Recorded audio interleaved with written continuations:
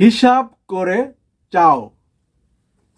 হইছ তোমরা যাইবে মারা, বলছো সবাই জগতে, এখন সবাই আচ্ছ বেঁচে, বলো কিসের কারণে?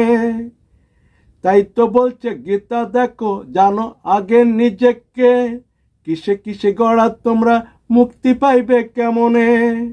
দেহ আত্মা দুইয়ে মিলে গড়া সবাই জগতে, দেহ সবার একটা নয়, ঘুরছে দুইটা দেহতে।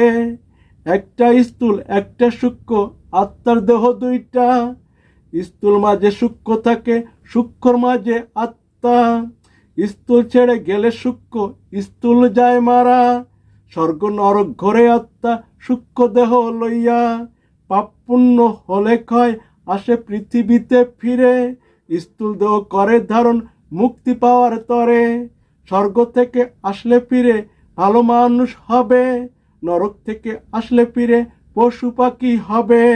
পাপ পুণ্য হইলে সমান রইবে পৃথিবীতে পড়ে, সৃষ্টি বৃদ্ধি করবে তারা সাধারণ মানুষ রূপে। দেবী দেবী অসুর দত্ত সূক্ষ্ম দেহে ঘরে, স্থূল সূক্ষ্ম দুইয়ে মিলে ঘুরছো তোমরা সবে। ঘুমের ঘরে স্বপ্নে গিয়ে সূক্ষ্ম দেহ ঘরে, স্থূল দেহ থাকে তখন সবার বিছানাতে পড়ে। এই তো গেল দেহের কর্ম করে তিন গুণে, সত্য রজ তম গুণ আছে সকল দেহে। সত্য গুণের হইল স্বর্গ, রজ গুণের পৃথিবী, তম গুণের হইল নরক, তিনটা গুণের খেলা। গুণ তিনটা বাড়ে কমে সবার খাবার থেকে, সেই খাদ্যের নিয়ম নীতি গীতার মাঝে পাবে। থাকলে দেহে বারে বারে জন্ম মৃত্যু হইবে, গুণের অতীত হইল আত্মা মুক্তি সীতা গেলে।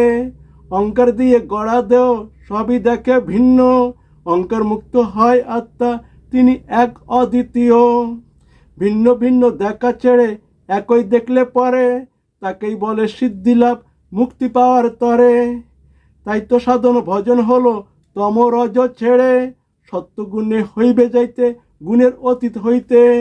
গুণের অতীত হইল আত্মা সিদ্ধি সীতায় গেলে, সিদ্ধি হইলে পাইবে মুক্তি পরমাত্মায় লীন হলে। তাই তো বলছি হিসাব করে চাও কৃষ্ণের কাছে, দেহ নাকি আত্মা হইবে কৃষ্ণতে লীন ছেড়ে।